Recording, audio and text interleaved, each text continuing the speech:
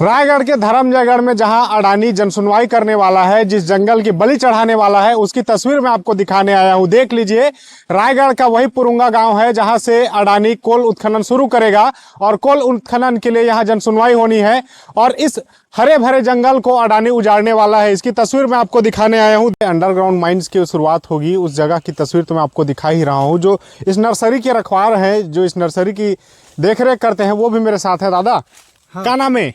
जोहित राम राठिया। तो कितने दिन लिए यहाँ बुता करता है? 3 साल। ये देख के बता। और ये बता, ये जन का है यहाँ पे, कैसे आप नर्सरी के रखवाली करते हो? कई के हाँ। ये धंधा का था वो खो भगाड़े के। हाँ। ये देखा गिगू रहते तेला। हाँ। ताने में या तक वही पेड़ जतन खदान और खुदाई उदाई करते हैं। हाँ। सब लोग देख रेख करते हैं। ये जैसे इधर अभी खुदाई करे हो, पानी दे भाई, सब आप मन करे हो? हो सरकार को ये है, लेकिन हम संघे रक्षण के लिए ऐसे इसमें मतलब इनका कहना है कि सरकार जो है, जो योजना लाती है, उसका क्रियान्वयन इनसे करते हैं। तो चल रेंगात रेंगात दिखावे मोला का पेड़ है मेरे तिला। हाँ, ये देखिए, ये नर्सरी के अंदर हम जा रहे हैं। नर्सरी में ये पिछले 3 साल से काम कर रहे हैं। दादी रुक जा तो रेत किरेंगे नहीं सकन हमन, है ना? ये बता मोला, ये जैसे दिखा थे गाछ मन की छोट छोट पेड़ पौधा दिखाता है। हाँ। ये मतलब को कतक लगाए टाइम होगी ना, कतक बच्चा ले देखा था तीन मन ला? एमएल हाँ, 3 साल तो होता है। 3 साल है ऐसे हो। 3 साल हो है। लड़का कस बढ़ा के रखे नहीं? हाँ होता है, सरकार की चीज़ है तो कल लड़के का बड़े को राय है संगे रहते हम मेरे। हाँ। एक बात बता मोला दादा। हाँ। सुने हैं सहीला अडानी काठी कहा थे? हो तो कह नहीं सकता हम के दे तो नानी काठी कि नहीं काठी तेला रखवा तो हम 1-2 साल बाद चाहे कहते हैं माँ सरकार के कहना 2 साल हुआ किया 5 साल की डिग्री है कहते हैं रखवाला। दुख नहीं लगे? है दुख कहाँ की लागे, किसे नहीं दुख लागता है कहा तो हटाए ही रहता है सब ही होता है पुरुंगा में है।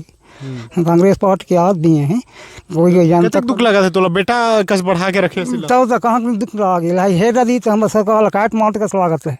सिर काट दी थी गल हम वो गल काट दी थी कम से कम, लेकिन ये झिन काट दी मौलाना लग रही है।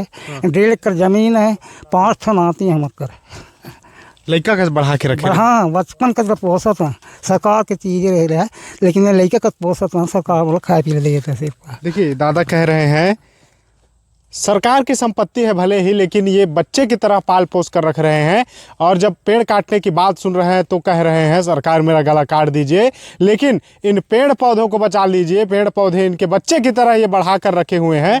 दादी, खाए पिए के फल फूल गले हवे, पेड़ हवे? हाँ, वो फल से आगे चल के देखो तो दिखावे मोला काट बढ़िया दिख रहा थी। का गछी मतलब बताना। जाम है, रेखा सागुन है। हाँ। सराई तो बचपन रहा है, भी आया है। हाँ। खम्हार है। सब चीज का मिश्रित जंगल है। मिश्रित जंगल है। एक चीज लास्ट मोला बता दे। हाँ। कतक गछ हुई, पेड़ पौधा कतक हुई? पेड़ पौधा कह नहीं सकता लेखे काबर किया पुलिया तक कितना जमीन तो 1 हेक्टर है लिखे है उठन। हाँ। नहीं वो लिखे है तो वो के देख रेख करना हमारे से रहते सुबह शाम सुबह। एको 10,000 पेड़ हो जाएगी?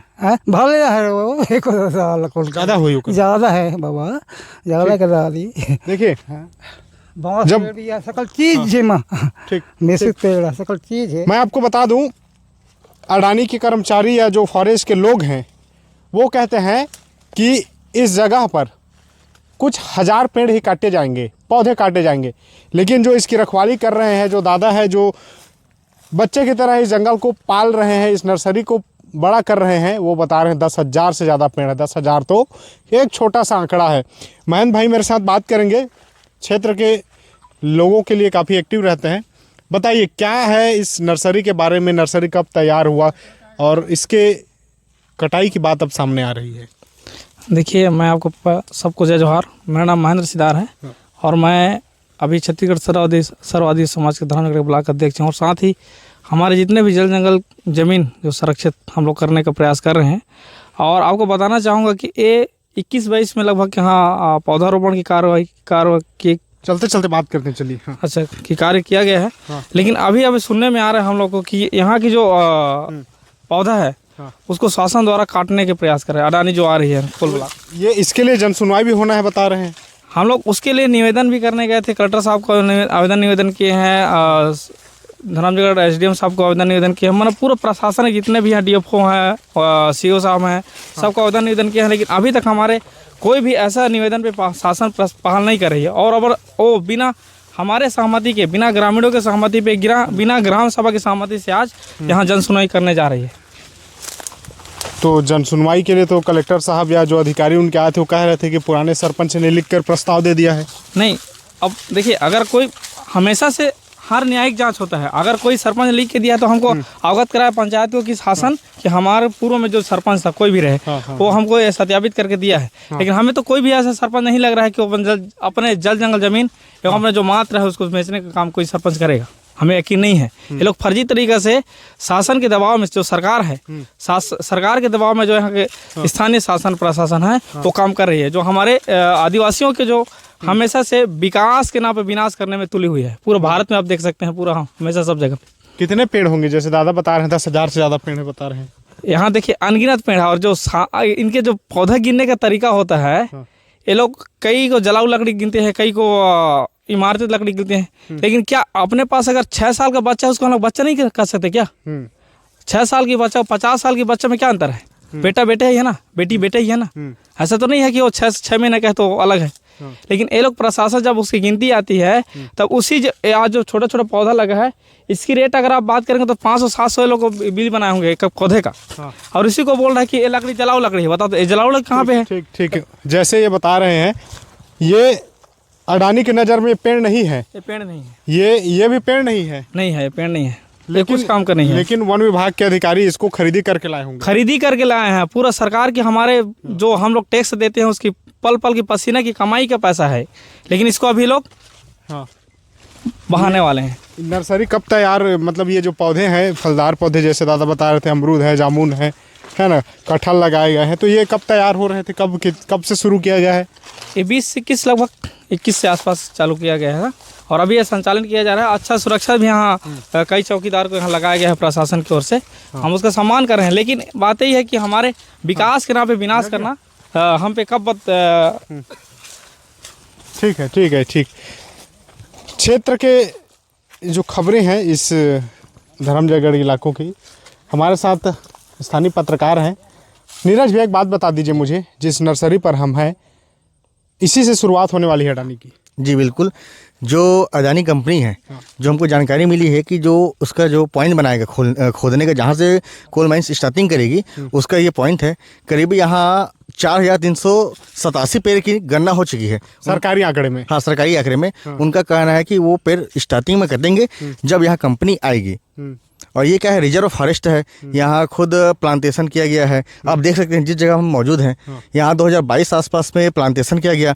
यहाँ फल फूल, इमारती लकड़ी जैसे कई प्रजाति के पेड़ लगाए गए थे, लेकिन अब इसको क्या है, ये काटने के कगार पे आ गई है। एक चीज़ मैं जैसे थोड़ा दिखाता हूँ आपको, मैं जैसे अब तक जो औद्योगिक खबरें दिखाता रहता हूँ, पेड़ कटने की बात होती है, इसको पौधे तक में शामिल नहीं करते उद्योग वाले। बिल्कुल, इसको पौधे तक में शामिल नहीं करेंगे।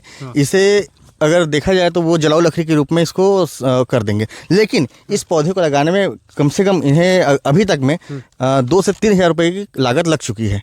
लेकिन इसको अगर जलाऊ लकड़ी कहा जा रहा है तो ये फिर महज इसका देखा जाए आंकड़ा तो 50 रुपये भी नहीं जाएगा।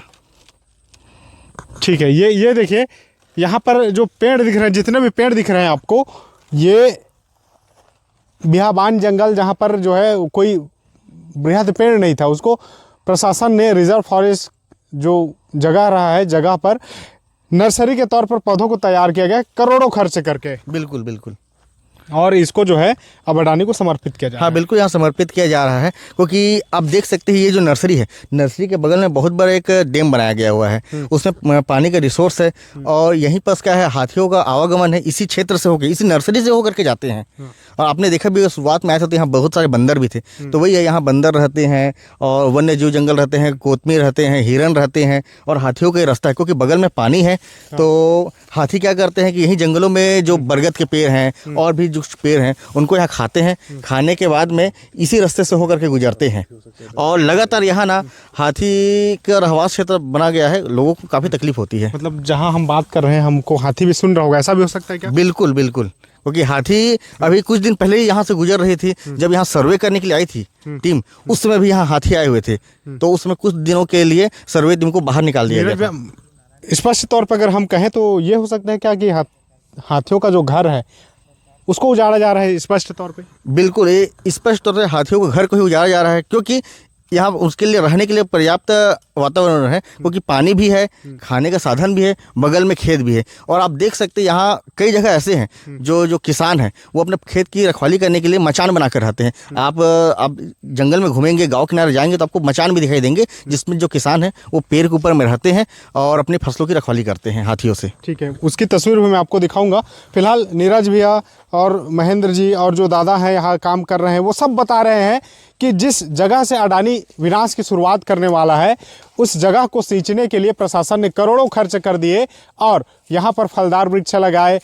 उनके चाह में वन्य जीव जो गजराज हैं वो आने लगे हैं, सैकड़ों बंदर आ रहे हैं, हिरण कोटरी आ रहे हैं, लेकिन प्रशासन की ऐसी रवैया कि जिसे सींचा गया उसे ही अडानी को समर्पित करके उजाड़ने के लिए छोड़ दिया जा रहा है।